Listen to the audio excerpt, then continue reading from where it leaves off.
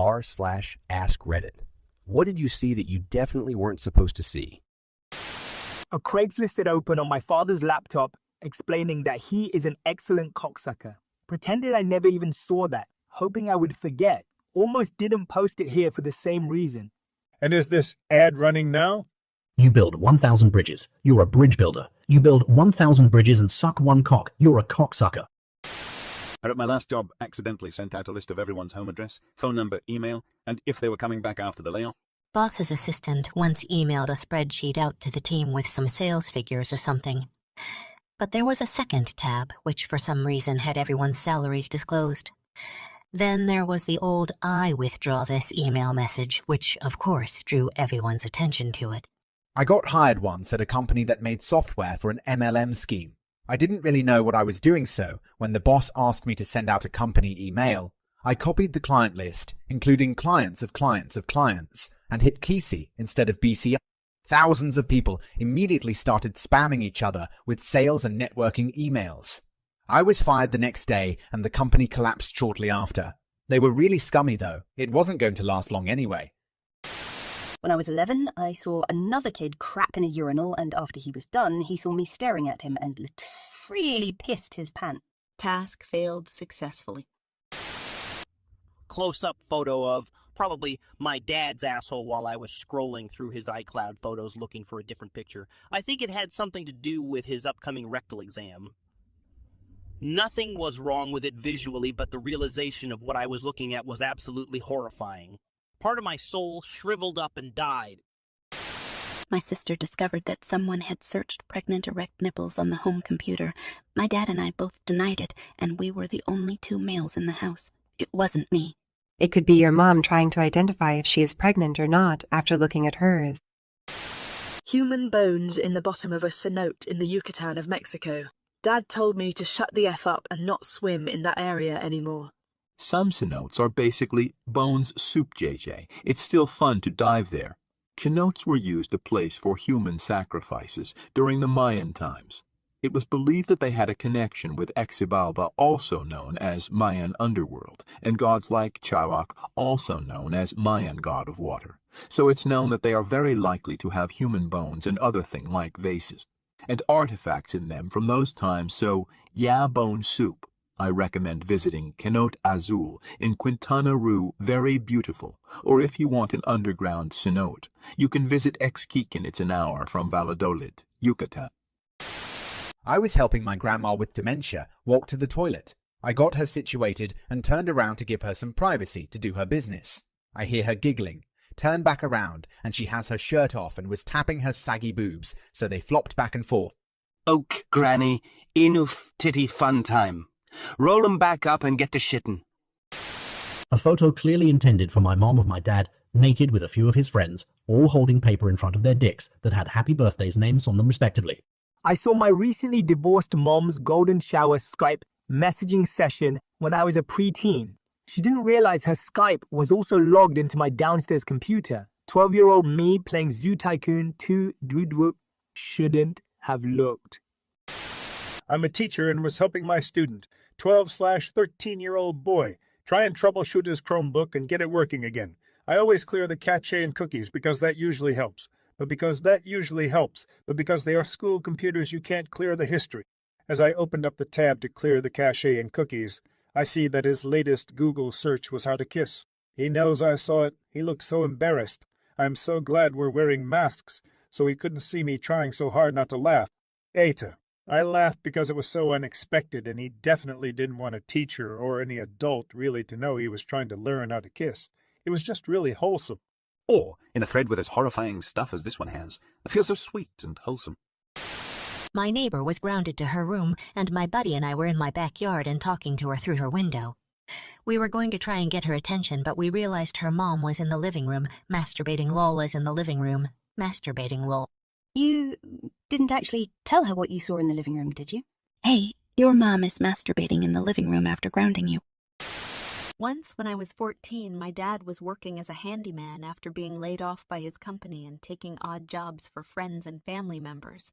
He would hire me and pay me a day's work with lunch to come be his work partner. Kind of a father. Sun bonding moment in hindsight. Anyways, one day we were working at my dad's cousin's house, remodeling the master bathroom, and in plain sight on the bed was a giant dildo that we both had to pass in order to get to the bathroom. For an entire 8 hours in an empty house, me nor my father acknowledged the family dildo. Of course, it's company policy never to imply ownership in the event of a dildo. Always use the indefinite article a dildo. Never your dildo. My grandparents were both a bit deaf. I was downstairs prepping dinner and called out to them. No response. I placed their plates on a tray instead and walked upstairs to their room, their door half open. Saw my fully naked grandma riding my fully naked grandpa like they have no aches and pains. It's weird, like normally they do everything in slow-mo. Apparently not. My grandpa sleeping, sitting straight up with a remote control balanced on his head. I love this the most because I wonder why you feel it was a forbidden sight. It felt like a private moment, LOL. But 5 years old, woke up to the snow finally starting to melt. Noticed a girl asleep in the garden. Went and told my dad. He took one look and told me to go play in my room.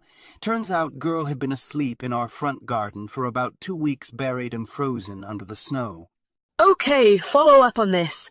I didn't know she was dead until I was about 16 when I mentioned it to my dad. Remember that girl asleep in the garden? Dad, she was dead, you idiot. As far as I know, she was like late teens, early 20s. We lived in a pretty rough area, lots of drugs, etc. She had probably been out partying, sat on our garden wall, and passed out. I do not know exact cause of death or toxicology report. That's really sad. One of my best friends died that way. He'd had one too many and sat outside to get some fresh air. Air was so fresh he went into hypothermia and died on the front steps of the building, just like that. Rest in peace, Marcus. Don't let drunk/high friends out by themselves when the elements can kill you. My Spanish teacher with my geography teacher in underwear in an empty classroom. When I was 18, I was pulling an all-nighter trying to finish an English project when I decided to take a break and grab a can of Coke from the kitchen. While walking there, I passed the living room and saw my father screwing his friend's wife on the couch. I turned right the F around and decided tap water from the bathroom would suffice. Didn't have air conditioning in my room growing up, so on those hot summer nights, that bathroom tap water was a blessing. I think that wasn't the point of the story. I walked in on my sister taking nudes. I wanted to put bleach on my eyes. Was she that ugly? To me, yes, but probably not to someone else since they asked for a nude. When I was in high school, I used to spend a lot of time exploring abandoned buildings. One time I was in a hospital. The top levels were all vandalized beyond recognition, but the basement was untouched. I assume because people were too creeped out or because half the building collapsed, so maybe the risk kept people away. I was dumb, though, so I went down. All the paperwork was still on the desks, prescriptions laying around, names, addresses, phone numbers. I was honestly amazed that all that information was just left. It felt weird because I really wasn't interested in any of it, but I couldn't stop filing through rooms of paperwork untouched for years. It was just a weird compulsion because I knew I wasn't supposed to ever see any of that stuff. Stories like this always make me wonder what happened the last time everyone left that building for them not to go back, maybe the collapse in this case. It sounds like they were just in the middle of a normal working day. Why did no one ever go back in to get all that information? Surely the patients would have had to go somewhere else. Wouldn't the next place have needed their medical info? So many questions. In a lot of the cases I've read about these, it's usually because the decision to shut down was very sudden. Usually, the organization liquidates because reorganization isn't working. So one day, people come into work and they are told by the end of the day, they no longer have a job.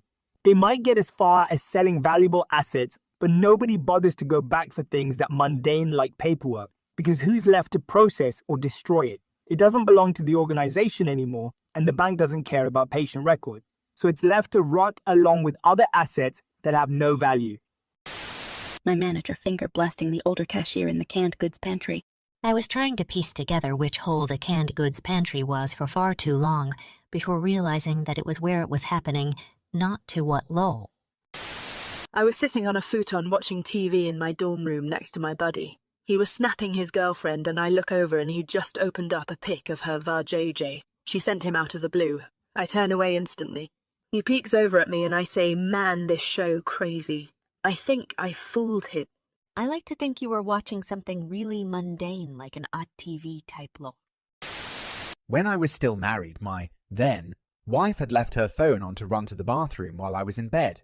I looked at it for the time and found it was left open to a secret Gmail account she was using for sending really hundreds of nudes back and forth between many dudes for years.